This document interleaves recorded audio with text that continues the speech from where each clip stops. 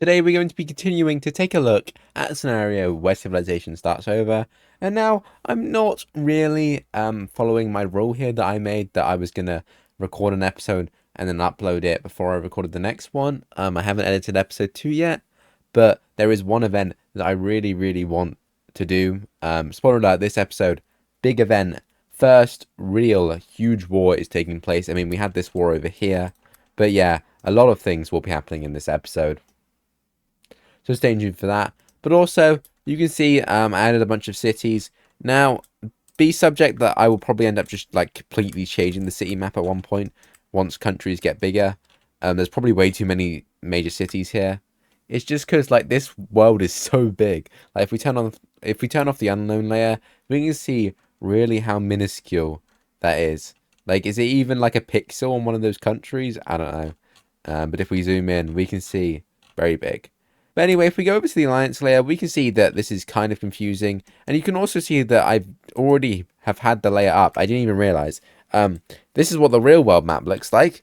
But this is the alliance map where you can see all the blue and the orange countries and the purple countries, etc., are on their correct team. Although actually, I have gone ahead and missed out this country, which was in Turin's alliance. But anyway, let's go ahead and get into this video. Now, the first event we're going to be seeing taking place is the further expansion of the Swiss Republic, as we see that the Swiss people have done a lot of expansion, like so. There we go, we see the Swiss Republic expand very far north. And it's at this point where we actually see some people are going to go ahead and get into, I guess, kind of a feud in the Swiss Republic. And that is, there are two political rivals, and one of them has just assassinated the other, which is going to go ahead and lead to a full-blown civil war. Now, I'm going to be calling these two different sides. First, we're going to have the dictator, which is the guy that just killed someone, which is going to be the normal Swiss color. And then we're going to have the opposition, which will be under this blue color. And now the opposition, they do have a pretty strong power base. However, their power base is all over here, I guess, in the north of the country, in the newly conquered land. And we also see that the opposition does go ahead and gain pretty good majority over the southern region down here. Now, to begin with, we see that the opposition is masterfully outskilling the dictator, even managing to cut this region off before almost completely squeezing it out. And eventually this region will basically just fall over to the opposition, as there's not many people living here. There's no major cities. However, down in the south, the dictator does go ahead and probably commit some crimes to the people down here and not do some good things. And speaking of that, we see these French people magically disappear, and more of these regions do go ahead and become Swiss. Now, this ethnicity map is probably slightly outdated, as the Provence people shouldn't really go that high if we go ahead and look at ethnicity. Yeah, but we see the dictator flips the ethnicity of these two cities, basically just murdering a bunch of people, so it's Swiss. I guess kind of spreading the Swiss people further down south, if you will. Which does go ahead and anger Provence, which will be sending its support to the blue team, however they won't be joining a war. Meanwhile, we see that the blue team has done incredibly well, and we see a huge battle take place for the capital city, in which the dictator will actually go ahead and win, and now we see that most of the opposition leadership is absolutely wiped out, and all across the country we see that regional republics end up pledging their complete support over to the dictator. And any ones that don't, they're probably getting massacred. Like this one right here, yeah, probably got most people killed in it. Or at least the leadership were killed. And eventually, we see that most of the Swiss Republic comes under control. And over the next, I guess, 5 or so years, the Swiss Republic eventually regains control of all this land. And we see that this very expansionist, very cruel dictator is going to go ahead and come in place of the Swiss presidency. Anyway, let's go ahead and get onto the major event of this video. And that major event is going to be the First Italian War. Now, if we look at alliances, we can see, I'll actually go ahead and turn on the Italian block thing, that there is kind of 5 alliances, if you will, but 3 main ones. Main ones being Venice, Milan, and Florence over here, with minor alliances being Genoa and Turin. But some of these alliances have gone ahead and expanded. We see that Milan will go ahead and be getting itself some very crucial allies over here, including the Trieste Kingdom.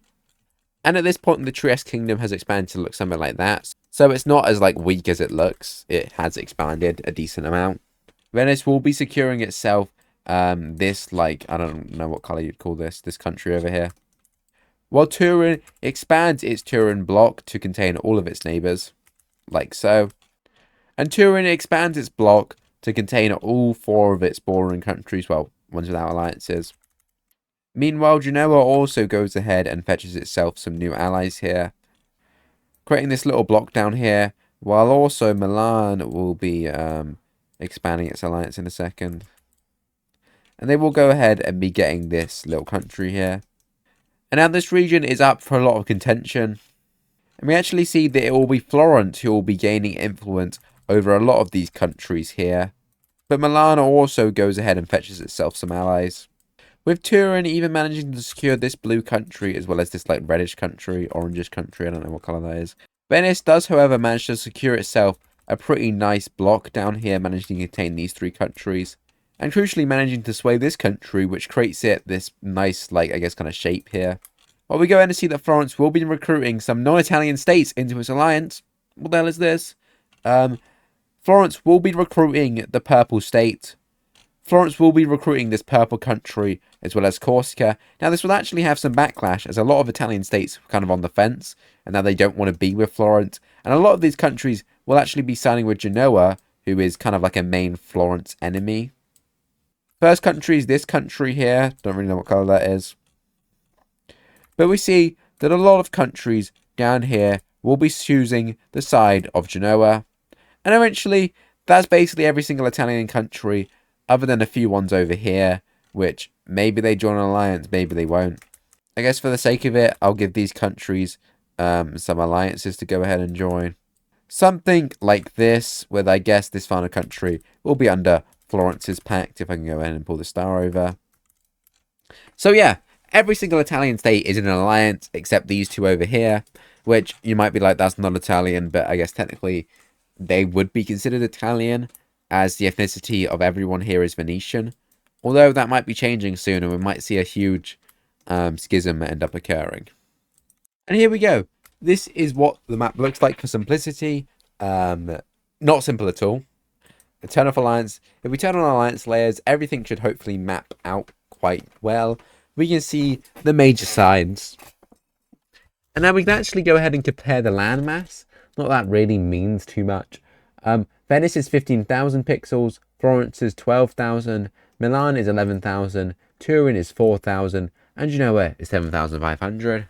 But what everyone is probably wondering is, how is this war going to go ahead and break out? And now, I did just do the alliances to make it simpler before the war, but imagine that some of these countries would probably join during the war. And this war is actually going to be starting between Genoa and Florence over this island. When we see that Genoan naval ships are just doing their trading business, whatever, going around this island, when a Florence naval ship will go in and blow them up to pieces for no reason.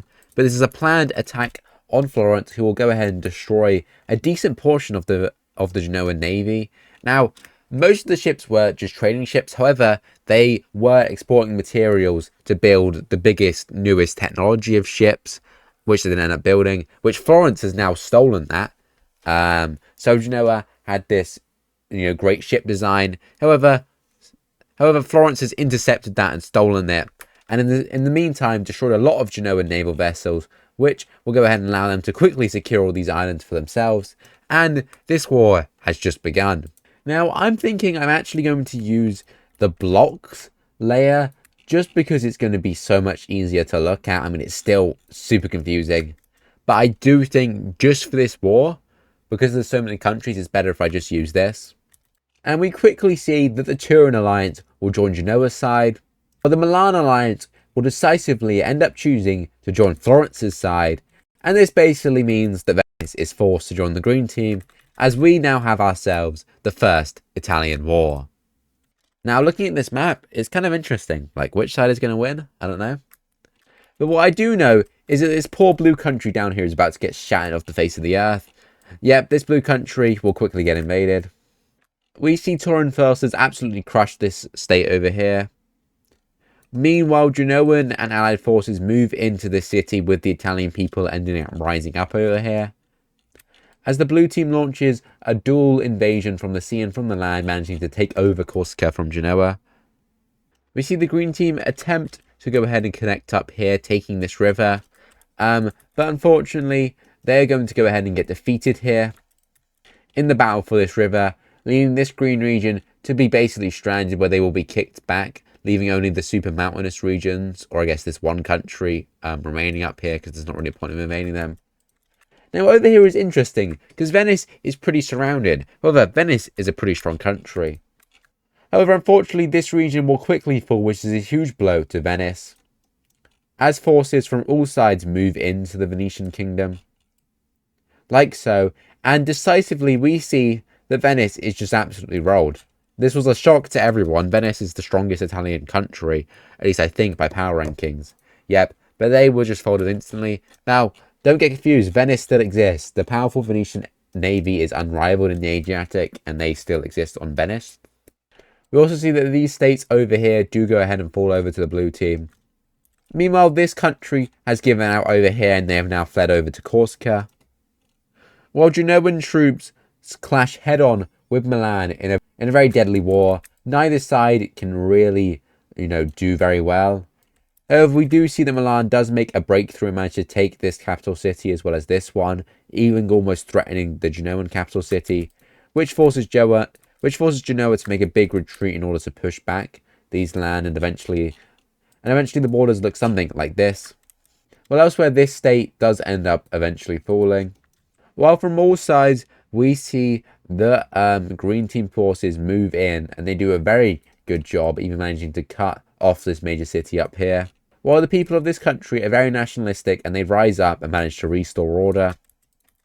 And eventually, we see that this region falls incredibly quickly over to the green team, leaving only this major city. And it's looking like the green team is dominating the south, while the blue team is dominating the north. However, things aren't all too well for the green team, as we see that Venice has basically fallen over. Whilst we also see that the Venetian exclave ends up falling over. While blue team forces push all around, doing very well, however, they cannot take the city of Rome. They do manage to connect over here, however, this is quickly beaten back. And it's at this point where we see that the green team will go ahead and get a lucky break, as the Dalmatian country will go ahead and join the green team, bringing along their close ally with them.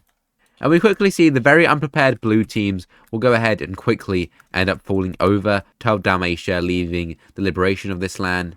And quickly, Dalmatia manages to completely take over all on Italian peninsula land and form a brand new front line over here, which Trieste is going to have to worry about. Also, I just realized the Trieste border is wrong here. Hold on, let me go and fix that. There we go, that's what Trieste should properly look like. We see this city miraculously manage to hold out here while the blue team continues their onslaught. Meanwhile, over here, we see that emerging from the mountains, a huge Swiss army crosses the Alps into the fertile Turin plains. And we quickly see that the major cities of the Turin Alliance are absolutely overrun. And in a matter of weeks, we see that the Genoan front line is completely split in through. And this allows Milan to go ahead and absolutely dominate, kicking Genoa back just to Genoa and managing to re-liberate this land. Well, we see that almost all of Genoa's allies will go ahead and fall over, aside from Genoa, in a matter of a month. Now you might be like, what the hell just happened? Genoa had such a big front hold here and they just lost. That is because the Swiss consul, the Swiss president, the Swiss dictator, whatever you want to call him, I'll call him dictator, has gone ahead and found that his next target is to gain land in northern Italy. So he went ahead and saw this giant Italian war and was like, why not have a peace? And if you thought that he was helping the blue team, you were wrong, as he wants a piece of Milan as well, as he would decisively defeat Milan, pushing them back. And we see that the huge Swiss army will even cross the border into Milan, doing incredibly well, as Milan calls on its allies from down south to send support up north, which I guess these countries can send support. This does allow Genoa to make some sort of, I guess, kind of offensive back as Genoa holds out looking like this. Meanwhile, over here, a smaller Swiss army will go ahead and wipe out these countries. I guess I probably should use this colour instead. But this Swiss army will basically fully take over these countries also taking this city, leaving only a small Genoan, legion over here. However, we do see that Florence does make a naval landing here and hold out this land, like so, reliberating it. Well, down south, green team offensive push back the blue team out of this city, as the blue team is forced to redirect forces, as Switzerland continues to near Milan, even managing to take over this land. While over here, Dalmatia has broken through Trieste front line and has pushed Trieste back to their major city, back to the capital city. And we actually see they decisively defeat the Trieste army over here, completely surrounding the city, which is a huge blow as the king of Trieste falls. Over here, we see a huge offensive take place, made by this pink Italian state down here, which is probably the number 11th ranked power, or was before the war. One of the top 10 Italian states for sure. And they will be launching a massive offensive, managing to recapture these two cities, and surrounding this one, actually managing to take it finally, before completely bolting up the peninsula into Venetian land. And they will even manage to launch an invasion, surprising Florence, like so, opening a brand new front line. Florence will be forced to fully retreat its forces in order to fight off this invasion, which it will basically do pretty well. However, this is a huge loss, as a lot of the green team has been liberated. Also, we see the Venetian royal family flees down to their little exclave over here. Eventually, we see a very interesting event occur, where the Swiss dictator will be going ahead and meeting in Turin with the king of Florence. And in this meeting, we see a huge betrayal take place as Florence joins the side of the Swiss Republic and completely betrays its Italian brethren. And we quickly see Florence completely secure the Isle of Corsica. We quickly see Florence secure the Isle of Sardinia before removing their naval support for the city, which allows it to end up falling over to the red team. Meanwhile, they betray all their allies, pushing in deep as well as up here. And with this, all of these blue occupied lands manage to basically return to Genoan control, as the red team ends up connecting their two front lines like so, and also pushing in to Genoa, reducing Genoa back down to what it was before. Up north, we see Dalmatian troops arrive in Venetian territory and begin the liberation of Venice, and at this point, the blue team morale is completely shattered, and we see the Venice returns back to Venice, opening up their own front line like so, pushing out very hard. However, this war has had a pretty big impact on Venice and has definitely impacted the mainland a lot. Eventually, almost all of Venice will come under liberation. And we actually see a pretty surprising event occur, which will be the blue team and the green team coming to a ceasefire in order to fight the threat of the red team. The green team and the red team will agree to go ahead and draw up a peace treaty in which the blue team will lose the most. However, they probably gain land from these, I guess, 5-ish kingdoms, duchies, whatever you want to call them. However, they probably lose land from elsewhere. So good job on Trieste for holding out for so long. But nonetheless, this new offensive will take place here as we see a huge force of Milani troops, if I can go ahead and pull up the right layer. A huge force of Milani troops push in and they end up meeting up with Genoese and troops, which is weird because we were just fighting. And we quickly see Milan focuses on this front line, absolutely slamming in to Florence over here with the green team taking back their land. Now all these colours are messed up, frankly. Like the occupation zones are messed up, but I'll figure out the peace treaty later on. But that sounds like a problem for whoever's doing the peace treaty, which is me, but not me right now, so whatever. However, we see Florence decisively defeats these allied forces, even though they're outnumbered 2-1, and manages to retake all this land, and even push up over into here, like so. We also see Florence manage to push into this land over here. Well, down south, they are almost completely pushed back. And eventually, this Italian war has been taking place for 14 years now, and all of the Italian peninsula has been ravished, leaving basically only the south as untouched. Most of the fighting has happened in the north, and that is because, well, the green team had such a domination in the south. And also, I guess, over here, Dalmatia has done very well, proving that they should be ranked higher than whatever they are right now, which is number 6. They are a very strong power. But we also see that Florence does go ahead and exist, and Florence actually has land on this negotiating table. But yeah, let's go ahead and take a look at this very complicated peace treaty, where I say that no team really won except the red team. The red team won, the green team won almost everywhere. What the green team beat the blue team, however they lost to the red team. So it's kind of like the biggest losers of them all is the blue team. Really, only that tiny pocket remains of the blue team. So not good if you're a blue team supporter. But yeah. Let's go ahead and look at this peace treaty, which I'm going to love to draw up. That honestly didn't take me that long to draw the borders. Now, what you're looking at is the borders at the start of the episode, and these are the borders now. If you look at the south, there's not actually that much change, but if you look elsewhere, specifically in the north, we can see that a bunch of countries were absorbed into the Swiss Republic. Milan lost some land. Genoa, now, I'd say they're probably weaker than they were before. They gained land, but basically what happened with Genoa is, if we look at the alliance layer, is these two countries were basically so destroyed that they were too weak to operate, and the dukes were like killed, basically. So they went ahead and joined Genoa, and then this was given over to Genoa as kind of like a reward, if you will. So that's the new state of Genoa. What else? Florence has gained pretty big chunk of land. If we go on here, we see that they gain these 4 states here. But they also gained all of Corsica, gaining all 3 claims on the land, like so.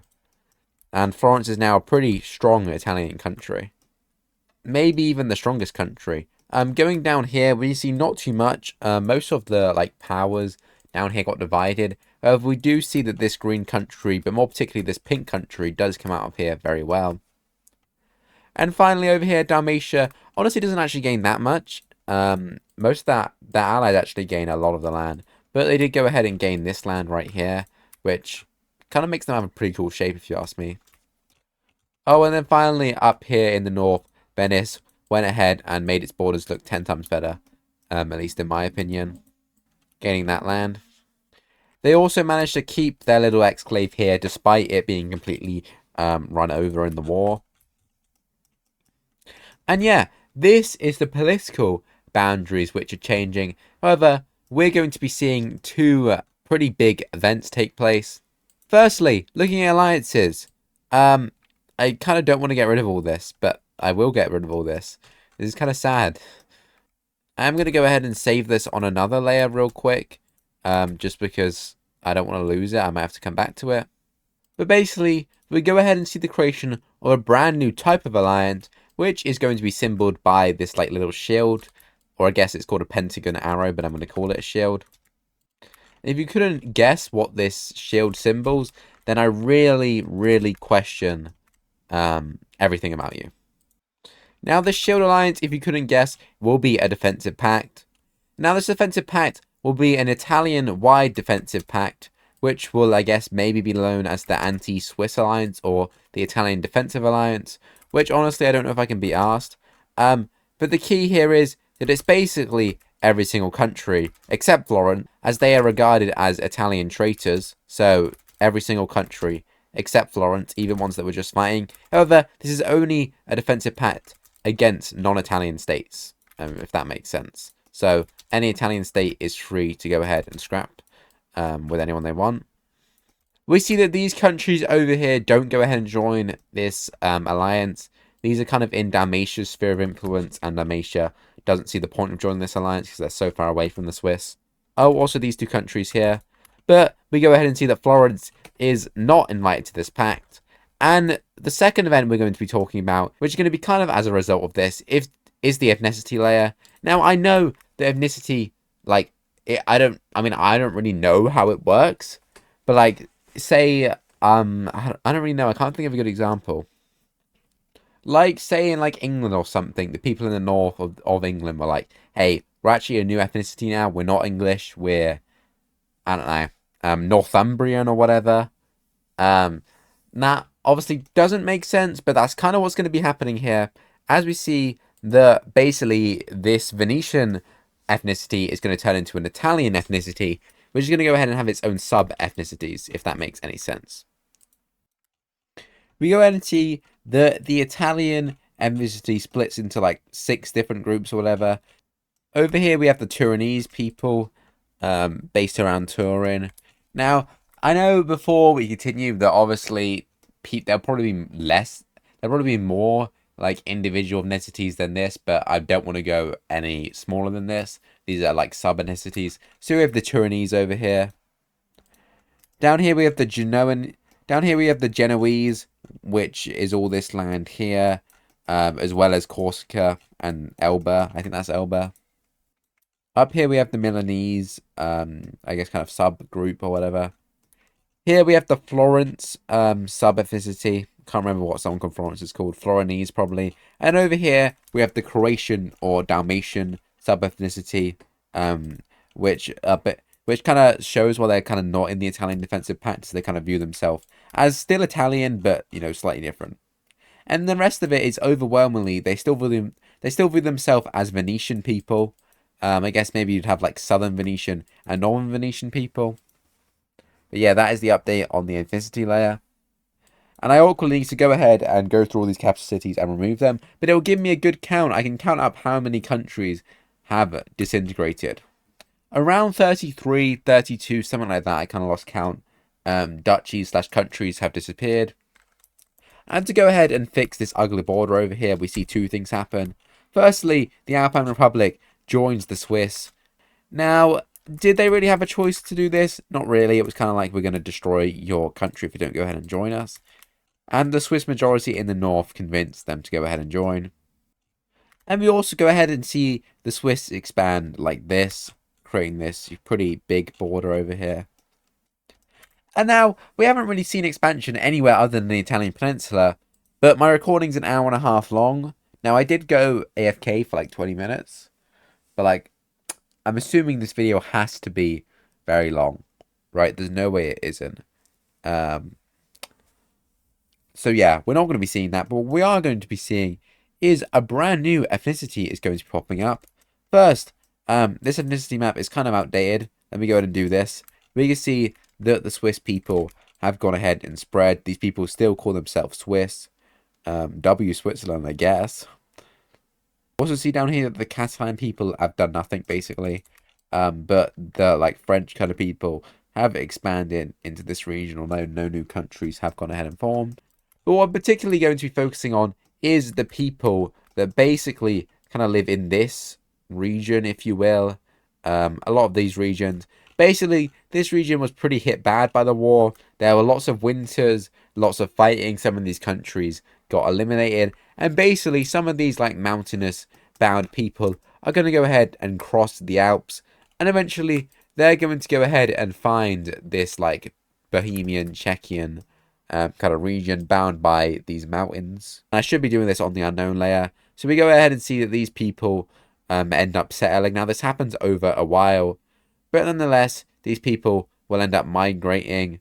Now they're not going to go ahead and bring the Italian ethnicity with them, and they're also not going to be in like 100 years time or whatever be like, we need to reclaim the homeland. These people are leaving for good, but they originate from the very like base of the Alpine Mountains, or I guess kind of slightly up the Alpine Mountains. And this ethnicity will be known as the Czech ethnicity, as we quickly see that the Czech ethnic people will basically just settle down in this like little valley here, and they absolutely love this place and will basically just continue to thrive here. Now obviously this is not what the ethnicity looks like instantly, but that's what it ended up looking like. And if we zoom out in the map, turn the ethnicity layer off, like so, you can see that the map is still minuscule, but the Swiss Republic is by far the strongest country. And I guess we could do some power rankings. I'm probably going to end up doing them almost every video. Looking at these power rankings, the number one country by far is the Swiss Republic. The number two country is the French country, or whatever you want to call this country, I don't know. Number 3 is Florence. Number 4 is Venice, barely. Number 5 is Dalmatia. Dalmatia is very close behind Venice. It's kind of really hard to decide the next powers, but the number 6 country is actually going to be this new pink country over here, Rising Power. Number 7 is Genoa. Number 8 is Milan. Now, the Milan could be higher, but they did just lose a war, so I'm going to put them lower. Number 9 will go ahead and be this green country. And number 10 will be Trieste. I think this is what it's called. But yeah, these are the top 10 power rankings. Nobody from over here. I don't know how it differentiates from the last time, but Florence is pretty on the rise. But yeah, that's it for this episode. I hope you enjoyed. and I have some pretty big plans for the next episode. Now, I say that they're not going to top this. I am going to have to go ahead and plan where new countries might form, where people can go ahead and spread to. I don't know. Maybe they'll go ahead and make it all the way to China in the next episode, but they won't. But yeah, that is enough of me yapping. I hope you have a great day, and I've been recording for an hour and a half. Goodbye.